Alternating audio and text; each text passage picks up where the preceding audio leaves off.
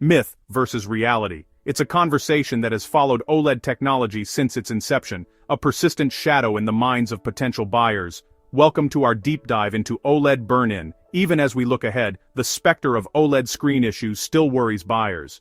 The fear is palpable. You're about to invest in a state-of-the-art display, renowned for its perfect blacks and breathtaking colors, but a nagging question holds you back. Will a ghost image, a permanent scar from your favorite news channel or video game, eventually mar this beautiful, expensive screen? This concern isn't unfounded, it's rooted in the very nature of the technology. But the landscape has changed dramatically from the early days of OLED. Today, the conversation has evolved. It's no longer a simple yes or no question.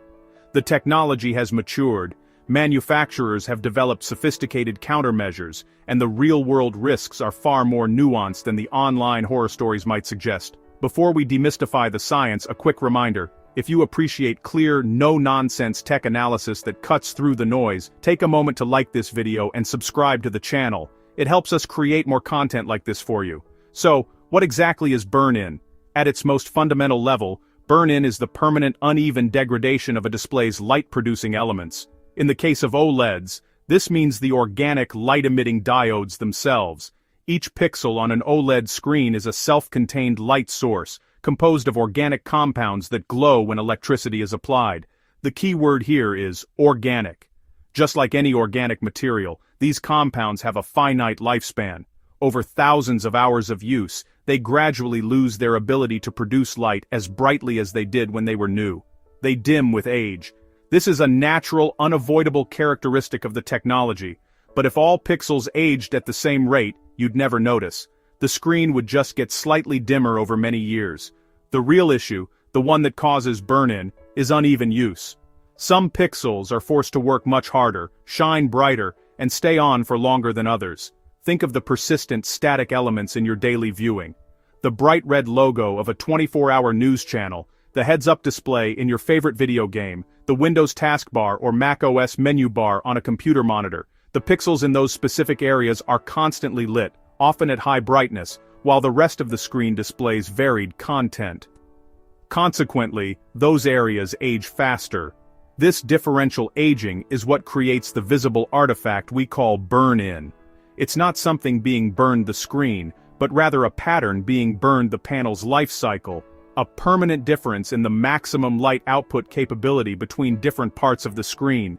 This effect is most noticeable when the screen is displaying a uniform, solid color, especially gray or other midtones. On these test screens, you'll clearly see the dimmer shapes or outlines of the static elements that cause the wear.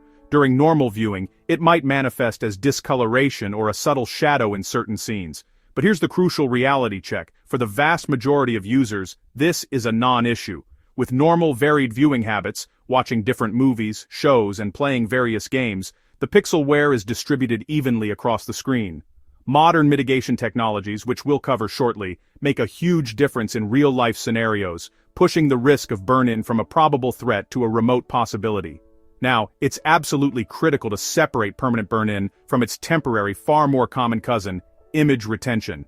Confusing the two is the source of most of the panic surrounding this topic. Let's paint a picture. You've just finished a 4-hour gaming marathon. You quit to the home screen and notice a faint, transparent outline of your health bar and mini-map lingering on the screen. Your heart sinks. Is this it? Is your screen ruined? Almost certainly not. That's temporary image retention, sometimes called sticking. It's a short-term electrical phenomenon where a charge builds up in the pixel capacitors. It's not physical degradation. It looks like burn-in, but it's completely reversible and fades on its own, usually within a few seconds or minutes of displaying varied content. Modern OLEDs are also equipped with tools to combat this. Short, automated refresh cycles, which we'll detail later, are specifically designed to detect and clear this kind of temporary retention quickly and efficiently, often without you even knowing. Permanent burn-in, on the other hand, is different. It is the physical wear we discussed earlier. It is irreversible. The organic material in those pixels has aged, and its maximum brightness has been permanently reduced. No settings menu option, no quick maintenance routine, and no software trick can restore those pixels to their original brightness. The damage is done. This is the outcome everyone fears, but it requires a very specific and prolonged type of abuse to achieve. True burn-in is the result of displaying the exact same, high-contrast, static element for hundreds, or more likely, thousands of hours, often at or near maximum brightness. It's not something that happens from watching a movie with black bars or playing a game for an afternoon. So the key takeaway is this: if you see a faint ghost image, don't panic. The first step is to simply wait and watch something else, something dynamic and full screen. In 99% of cases, it will disappear. If it's particularly stubborn, you can manually run a short refresh cycle from your TV's settings menu. You will almost certainly encounter temporary image retention at some point in your OLED's life. You will encounter it far, far more often than true, permanent burn-in, which many typical users may never experience at all. So how do modern displays actively fight back against both retention and the onset of permanent wear? The primary defense mechanism is a process called compensation, or calibration, which runs in cycles. Manufacturers implement two main types of these cycles, often with different marketing names but serving the same core functions. There are short cycles and there are long cycles. Short cycles, sometimes called pixel refreshers, are designed to run automatically and frequently.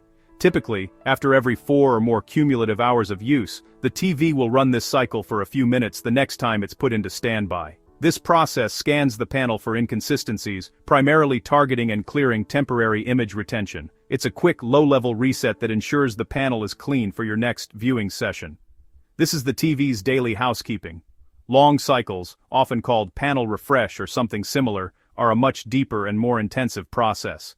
These are scheduled to run automatically only after a huge number of viewing hours, typically between 1,500 and 2,000. They can also be run manually, though manufacturers warn against doing this often. This cycle can take up to an hour to complete, and its main purpose is to address uneven pixel aging.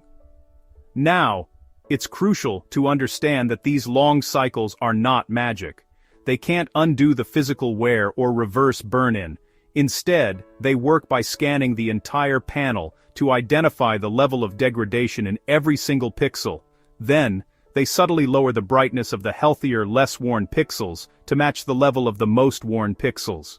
This process doesn't fix the wear, but it restores visual uniformity across the panel, effectively hiding the differential aging. It's a controlled degradation to maintain a consistent image, sacrificing a tiny amount of peak brightness for a much longer, more uniform lifespan. For years, the OLED landscape was dominated by one key player, LG Display and its WOLED technology. Found in TVs from LG, Sony, Panasonic and others, it set the standard for what a premium, big-screen experience could be, delivering those perfect blacks and infinite contrast that enthusiasts crave.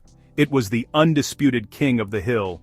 Then, in 2022, a new challenger entered the arena. Samsung Display's QD-OLED technology arrived, promising even brighter highlights and a wider color gamut, thanks to its innovative quantum dot approach. This immediately sparked a fierce debate and a wave of comparisons. While picture quality comparisons were everywhere, a more pressing question emerged for long-term owners. Which technology is tougher against burn-in? This question became the central battleground for determining which tech was not just better, but more reliable. Early accelerated longevity tests, often called torture tests, painted a concerning picture. First-generation QD-OLEDs showed signs of differential wear significantly faster than their contemporary WOLED counterparts under these extreme conditions. The reason for this disparity came down to fundamental differences in their architecture. WOLED panels use a white subpixel alongside red, green, and blue ones to boost brightness, which can reduce the strain on the color subpixels. In contrast, first-gen QD-OLEDs used a blue OLED material as their light source for all three primary colors. This meant the blue subpixels were under constant, heavy load, making them more susceptible to aging, especially when displaying static elements with blue or white tones.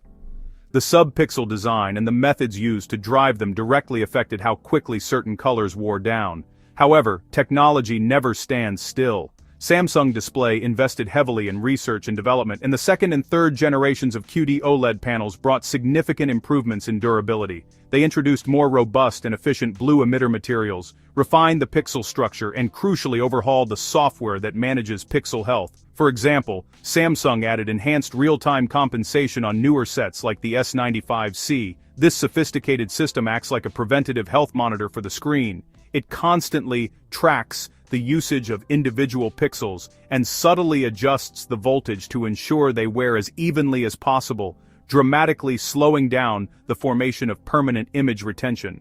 More recent independent longevity tests reflect these advancements, showing that newer QD-OLEDs are holding up much better.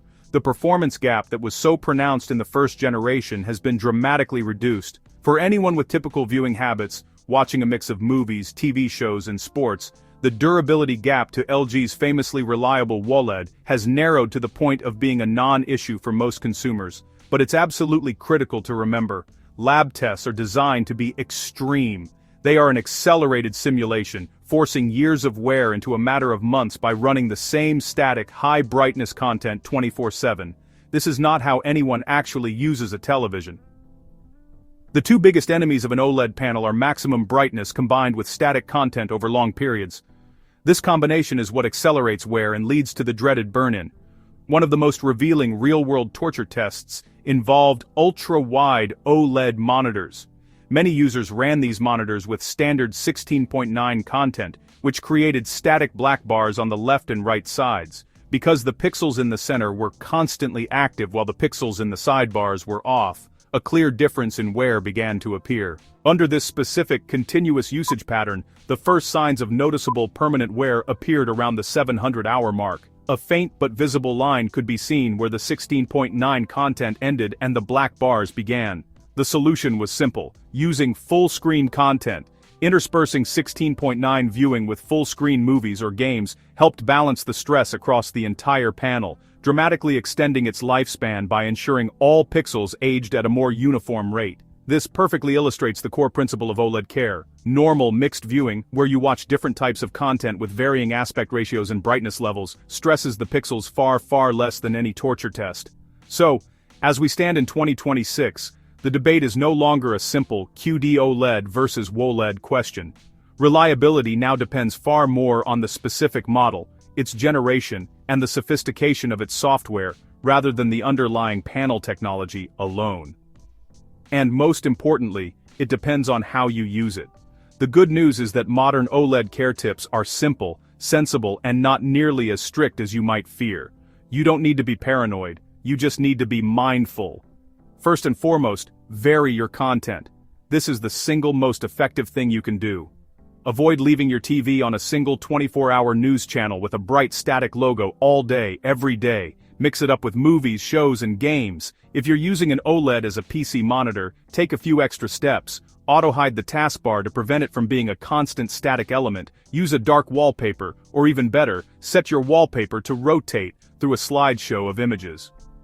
In your TV or monitor's settings, make sure features like screensavers and power-saving modes are enabled. These are designed to dim the screen or display moving images after a period of inactivity, giving your pixels a much-needed break. Avoid using torch mode for standard dynamic range or SDR content. There's no need to run your OLED at 100% brightness for regular TV shows or web browsing. Choose a more accurate picture mode like cinema or filmmaker mode, which uses a much more reasonable brightness level. This not only helps your eyes but also significantly reduces stress on the pixels. This is a big one. Don't cut the power to your TV immediately after turning it off. When you put your TV into standby, it often runs a short, automatic pixel compensation cycle after a few hours of cumulative use. This process is invisible to you, but is vital for maintaining screen uniformity. If you unplug it or turn it off at the power strip, you interrupt this essential maintenance. Similarly, your TV will occasionally prompt you to run a longer manual maintenance cycle, which can take up to an hour. Let these scheduled cycles run to completion.